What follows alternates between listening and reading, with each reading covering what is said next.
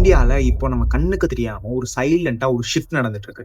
Official reports படி inflation rate 3.48% இருந்தாலும் back ஸ்டேஜ்ல சம்திங் ஹேப்பனிங். இமேஜின் பண்ணுங்க, நீங்க ஒரு மில்க் ஃபேக்டரி வச்சிருக்கீங்க. நீங்க எப்பயுமே நீங்க விக்கிற பிரைஸை பத்தி நீங்க யோசிக்க மாட்டீங்க. உங்களோட ப்ரொடக்ஷன் காஸ்ட் எவ்வளோன்னு தான் யோசிப்பீங்க. இவ்வளவு நாள் உங்க கடைக்கு வர்ற ரா மெட்டீரியல்ஸ், அதாவது பால், அதோட பிரைஸ் ஸ்டேபிளா தான் இருந்துச்சு. அதனால நீங்க கடைகளுக்குமே உங்களோட ப்ராடக்ட்ஸோட பிரைஸையும் ஸ்டேபிளா தான் கொடுத்துட்டு இருக்கீங்க. திடீர்னு பார்த்தா உங்களுக்கு வர ரா மெட்டீரியல்ஸோட பிரைஸ் எல்லாம் ஏறிடுச்சு. குளோபல் சப்ளை செயின் அண்ட் குளோபலா வார் நடந்தனால இந்த ஒரு பிரைஸ் ஹைக் நடந்திருக்கு. எதிரிக்கு மேல அடி உள்ள மாதிரி உங்களுக்கு இன்னொரு ஷாக். இந்தியால பெட்ரோல் அப்புறம் டீசலோட விலை $4 வரைக்கும் ஏத்திட்டாங்க. இதனால பால் பண்ணையில இருந்து உங்க ஃபேக்டரிக்கு கொண்டு வரதுக்கான டிரான்ஸ்போர்டேஷன் சார்ஜஸ் இன்க்ரீஸ் ஆகும்னு வார்னிங் தராங்க. இப்போ நீங்க இருக்க சிச்சுவேஷன் பேர் தான் காஸ்ட் புஷ் இன்ஃப்ளேஷன். நீங்க உங்க ஃபேக்டரியில உட்காந்துட்டு எவ்வளவு ப்ராஃபிட் மார்ஜின் கம்மியா போகுது அப்படின்னு யோசிச்சுட்டு இருக்கீங்க. ஆனா சில 100 கிலோமீட்டருக்கு தள்ளி இருக்க ஒரு ஃபார்மருக்கு இந்த விஷயம் பத்தி எதுவுமே ஒரு வார்னிங் இல்லாம இதை ஃபேஸ் பண்ண போறாரு. இன்னைக்கு இந்தியால கிராப்ஸ் அறுவடை பண்ணணும்னாலும் தண்ணி பாய்ச்சனாலும் அதுக்கு மூச்சா இருக்கிறது டீசல் தான். இதுதான் இப்ப இந்தியாவோட நிலைமை. நம்ம வாங்குற பொருட்களோட ஃபேக்டரி காஸ்ட் கடந்த 42 மாசம் இல்லாத அளவுக்கு 8.3% ஏறி இருக்கு. இது பப்ளிக்கு தெரியாத காரணம், உங்களை மாதிரி ஆயிரக்கணக்கான பிசினஸ் ஓனர்ஸ்